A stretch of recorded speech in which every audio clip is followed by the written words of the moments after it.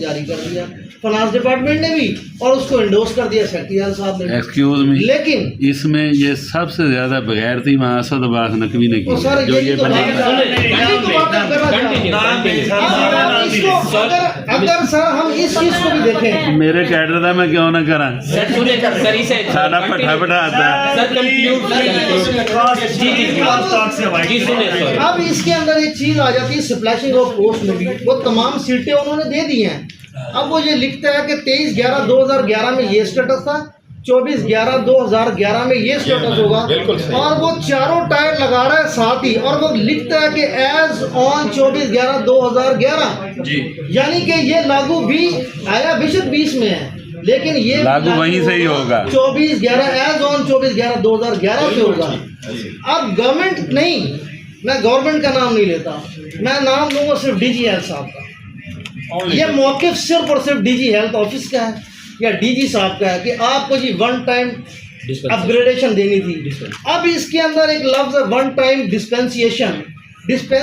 One time डिस्पेंसिएशन का अगर meaning आप डिक्शनरी में जाके ढूंढें तो उसका मतलब ही यही है छिड़काओ, एक दफ़ा का छिड़काओ। किसी को छोटा कतरा गिरा तो वो 9वां स्केल मिलेगा, बड़ा कतरा गिरा तो वो 12वां मिलेगा, उससे बड़ा कतरा अगर छिड़काव में जाता है तो वो 14वां मिलेगा, 16वां मिलेगा। ये अल्फाज का इज़ और एज में बड़ा फ़र्क होता है।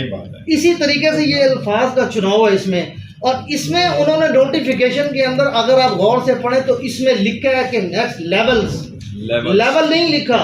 अगर लेवल लिखा होता तो सिर्फ 9वां मिलना था, लेवल्स लिखा है यानी कि बिल तरतीब आपको 9वां 12वां 14वां मिलना है बिल्कुल, और ये मिलना ही 2011 से है।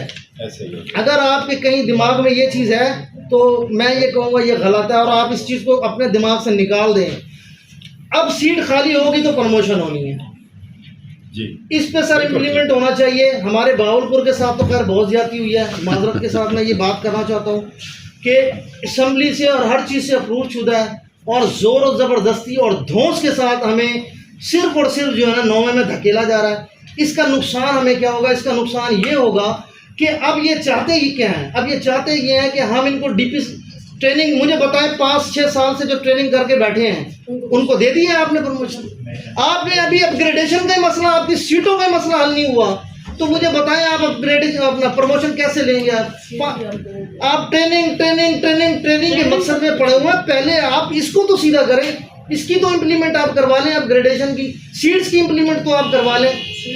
24/11/2011 से ही फाइनेंस डिपार्टमेंट अप्रूव शुदा सीटों का बजट दे रहा है। जब वो बजट भी हमें दे रहा है तो आप 9वें में कैसे रहेंगे? ये सीटों का बजट कहाँ है? 14वें और 16वें का 17वें स्केल का बजट कहाँ है? उनसे 11 ऑडिट हुए हैं, 11 सालों में 11 कमर्शियल ऑडिट हुए हैं।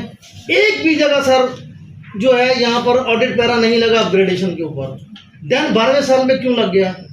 ये बड़ी इंपॉर्टेंट चीज़ें जो मैं आपसे डिस्कस करना चाहता हूँ। और YPA एक ऐसा प्लेटफॉर्म है हेल्थ डिपार्टमेंट के लिए कि हेल्थ डिपार्टमेंट आपको देख रहा है, आपकी क़यादत को देख रहा है। मेरी आपसे गुजारिश है, एसोसिएशन के अंदर बहुत पावर होती है सर, एसोसिएशन के अंदर बहुत पावर होती है। उस पावर को हम लोग खुद ख़त्म करते हैं।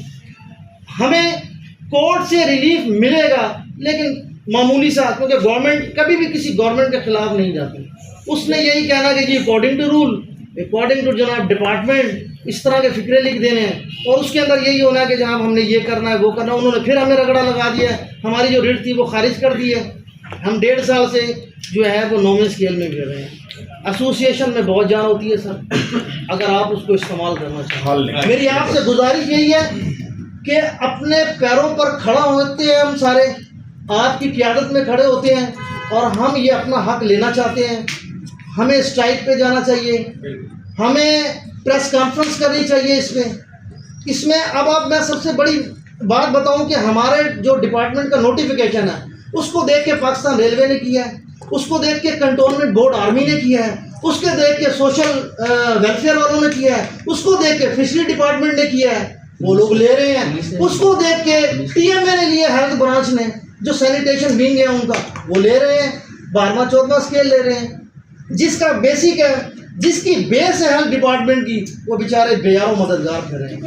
मैं आपसे गुजारिश करूंगा सर, मैं आपसे इंतहाई अदब से गुजारिश करूंगा कि ये एक कन्फ्यूजन है, बहुत ज़्यादा बेचैनी है, कोई सुसाइड कर सकता है, किसी की ब्रेन हैमरेज हो सकती है। खुदारा इस चीज़ को मुंतकी अंजाम तक पहुँचाएँ। मेरी आपसे इंतहाई अदब से गुजारिश है कि इस मसले का हल निकालें। Thank you.